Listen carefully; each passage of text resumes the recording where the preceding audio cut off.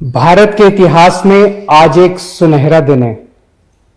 आज का दिन भारतीय इतिहास में 15 अगस्त 26 जनवरी की तरह लिखा जाएगा। आज केंद्र सरकार को किसानों के संघर्ष के आगे झुकना पड़ा और तीनों काले कानून वापस लेने पड़े। आज सिर्फ किसानों की जीत नहीं हुई है, आज जनतंत्र की जीत हुई है। आज किसानों ने सभी सरकारों को बता दिया, जनतंत्र में सरकारों को हमेशा जनता की बात सुननी पड़ेगी।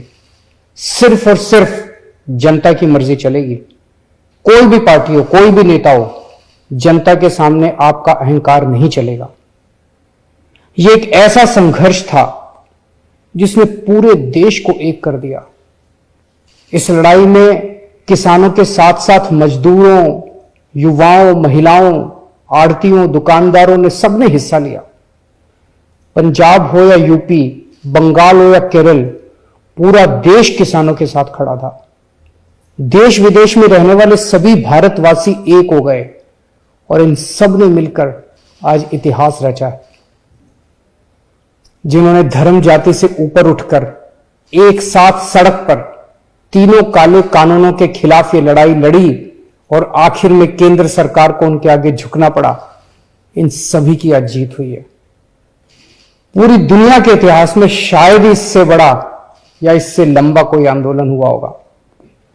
इतनी शांतिपूर्वक तरीके से इतने लाखों लोगों ने संघर्ष किया, कड़ी धूप में, ठंड में, बरसात में, पीछे नहीं हटे। इस आंदोलन को तोड़ने के लिए सरकार ने, पूरे सिस्टम ने, एजेंसियों ने, पूरे के पूरे तंत्र ने न जाने क्या क्या कोशिश की।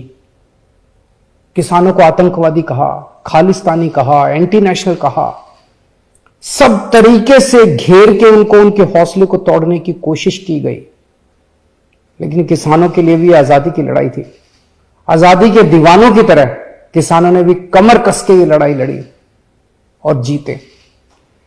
किसानों के प्रबल साहस के सामने वाटर कैनन का पानी सूख गया, सरकार की लाठियां टूट गई, कीलें गल गई, लेकिन सरकार उनका आत्मविश्वास और जज्बा नहीं तोड़ पाई। आज एक बात का दुख है, बहुत दुख है, 700 से ज्यादा हमारे किसानों ने अपनी जान गंवा दी। इसकी जरूरत नहीं थी, इनकी जानें बचाई जा सकती थी अगर ये कानून पहले वापस ले लिए जाते। हमारे किसान भाइयों और बहनों को इतने महीने सड़क पर बैठकर ठंड में, बरसात में, धूप में तकलीफ उठाने की जरूरत नहीं होती। आज 700 से ज्यादा किसानों की जान चली गई, 700 से ज्यादा परिवार उजड़ गए। आखिर किस लिए?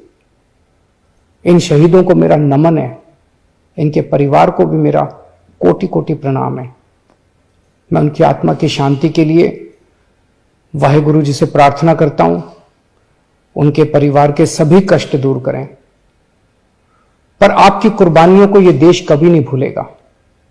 आज का दिन हमारे देश के बच्चों और नौजवानों के लिए एक सीख है कि अगर सही नीयत से, शांतिपूर्ण तरीके से संघर्ष करो, फिर चाहे मंजिल कितनी भी कठिन और दूर क्यों ना हो, सफलता मिलती ही है।